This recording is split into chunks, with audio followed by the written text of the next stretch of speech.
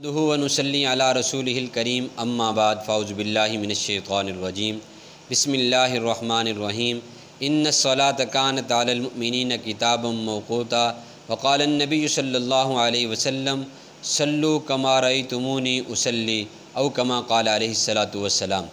प्यारे सामीन, आज आप हज़रात के सामने जिस टॉपिक को लेकर मैं हाज़िर हुआ हूँ वो एक दीन का बाब है। दीन का बाब वो भी अहम इबादत जिसे हम नमाज कहते हैं। नमाज में फ़र्ज़ कितने हैं, आज के हमारे टॉपिक में नमाज में फ़र्ज़ कितने हैं इसके ऊपर गुफ्तगू होगी।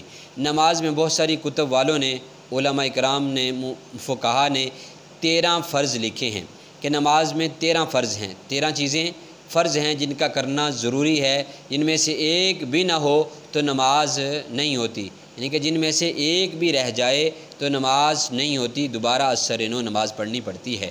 तो चलते हैं, देखते हैं सबसे पहली चीज़ें क्या हैं। दूसरा, इसमें उलमा ने, फुक़हा ने थोड़ी सी तकसीम भी रखी है कि पहली जो 7 चीज़ें हैं उसे नमाज के लिए शर्त करार दिया है, क्योंकि वो नमाज की तरतीब से शुरू होने से पहले की चीज़ें हैं, यानी कि नमाज से पहले की चीज़ें हैं नमाज की तैयारी के लिए। और 6 चीज़ें नमाज में हैं, नमाज के अंदर हैं, तो इसलिए उनको 6 फ़र्ज़ लिखा है और 7 शर्तें लिखा है। तो देखते हैं तो शर्तें क्या हैं और फ़र्ज़ क्या हैं। तो पहली जो 7 शर्तें हैं, जिसे फ़राइज़ भी कहा जाता है, शर्त भी कहा जाता है, तो उसमें पहली 7 शर्तें जो हैं वो ये हैं कि जगह का पाक होना, जिस्म का पाक होना, कपड़ों का पाक होना और किबला की तरफ रुख होना, सतर का छुपा हुआ होना और वक़्त का होना, नमाज के लिए नियत करना। ये 7 शर्तें हैं। ये दोबारा सुन लीजिए और थोड़ी थोड़ी इसमें वजाहत भी सुन लीजिए। जगह, जिस जगह पे आप खड़े होकर नमाज़ पढ़ना चाहते हैं, जिस जगह पर आपके पाँव लगते हैं, हाथ लगते हैं, सजदा करते हुए, बैठते हुए जो जगह आपके इस्तेमाल में है, वो सारी जगह पाक होना फ़र्ज़ है। वो पाक जगह पे आप खड़े होंगे। उसके बाद फिर आप ज़मीन के साथ लगा हुआ वजूद है, वजूद का पाक होना, नजासत हुक्मिया से भी और नजासत हकीकिया से भी। नजासत हुक्मिया जो नज़र नहीं आती लेकिन इंसान के लिए पाक होना, शरीयत कहती है ये पाक होगा तो फिर ये इबादत कर सकेगा, फिर ये नमाज़ पढ़ सकेगा, फिर ये कुरान को पकड़ सकेगा। तो नजासत हकीकिया क्या है कि आपके वजूद के ऊपर वाज़ेह नजासत लगी हुई है, पखाना लगा है या और कोई नापाक चीज़, यानी जैसे शराब या और जो नापाक चीज़ें शरीयत ने बताई हैं, खून लगा हुआ है, बहा हुआ खून जो बह जाता है, वो खून लगा हुआ तो फिर भी आपके जब वजूद नापाक है, आप उस जगह को धोएंगे। जो नजासत हुक्मिया है, जैसे गुस्ल करना, गुस्ल की हाजत होना, वो भी नजासत हुक्मिया है, उससे पाक हो। और जिस वक़्त नमाज़ पढ़ने लगा है, गुस्ल है उसका, गुस्ल उसका भी बाकी है, जुम्बी नहीं है, तो वज़ू करना उसके लिए भी ये पाकी लाजमी है। और इसके बाद फिर सतर का कपड़ों का पाक होना, जो भी वजूद के साथ कपड़ा लगा हुआ है, आपके सर पे अमामा है, टोपी है या आपने कमीज़ पहना है, शलवार पहनी है, जो भी आपके वजूद के साथ कपड़ा लगा हुआ है उसका पाक होना ज़रूरी है। और उसके साथ साथ ये भी सुन लीजिए, जो औरतें हैं उनका जो सतर है वो अलहदा है, मर्दों का अलहदा है। मर्दों के लिए ज़रूरी ये है कि मर्दों के घुटने जो हैं ये छुपे हुए हों और नाफ वाली जगह ये छुपी हो, यानी कि घुटनों से लेकर नाफ तक जगह छुपी हुई हो। ये मर्द का सतर है। और औरत का सतर यह है कि पूरा वजूद ढका हुआ हो, सिर्फ़ औरत का चेहरा वाज़े होगा और हाथ और पाँव ये सिर्फ़ खुले रखेगी, बाकी सारा वजूद उसका ढका हुआ हो। तो उसके लिए नमाज, यानी कि अब उसका फ़र्ज़ ये पूरा हुआ, शर्त पूरी हुई सतर वाली, तो वो नमाज़ पढ़ेगी।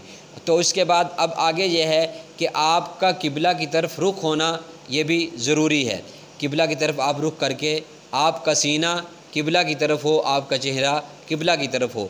दूसरी और आगे जो बात है, छठी बात वह है कि वक़्त का होना, नमाज का वक़्त हो, फिर आप नमाज़ पढ़ेंगे।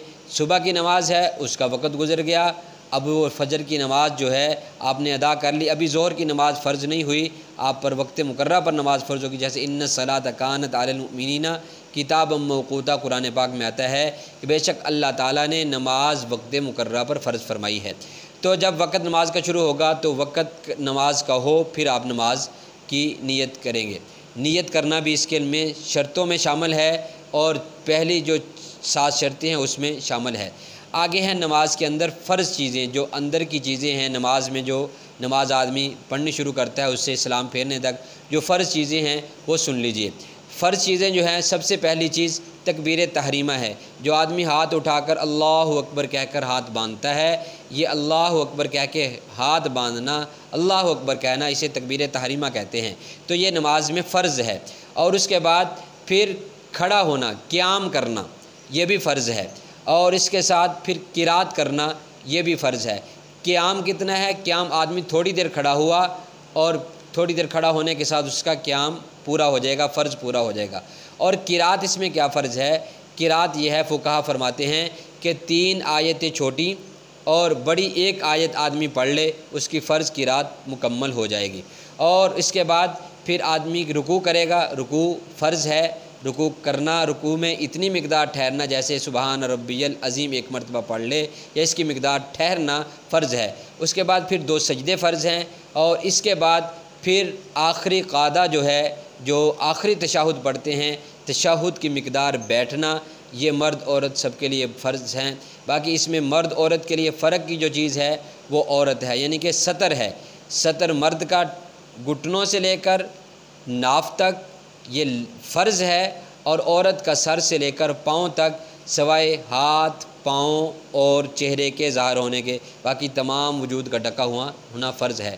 تو آپ کو اگر ہماری یہ آج کا یہ عنوان، آپ کا آج کا یہ مسئلہ جو دین کا اہم مسئلہ ہے، جو اہم رکن ہے اس کی ادائیگی کے لیے، تو اگر آپ کو اچھا لگا ہے تو آپ ہمارے ویڈیو کو لائک کر لیجئے۔ اور یہ اگر آپ چاہتے ہیں کہ ہمیں بھی فائدہ ہو، جیسے ہمیں فائدہ ہوا، دوسروں کو بھی فائدہ ہو، اسے آپ ہماری ویڈیو کو شیئر کر دیجئے۔ اور کوئی مسئلہ پوچھنا ہو، اس کے متعلق کوئی بات پوچھنی ہو، تو ہمیں پیارا سا کوئی سوالیہ انداز میں، اچھے انداز میں کمنٹس کر دیجئے، ہم آپ کو انشاءاللہ اس کا جواب دیں گے۔ اب اللہ تعالی ہم سب کا حامی و ناصر ہو۔ وآخر دعوانا ان الحمد للہ رب العالمین۔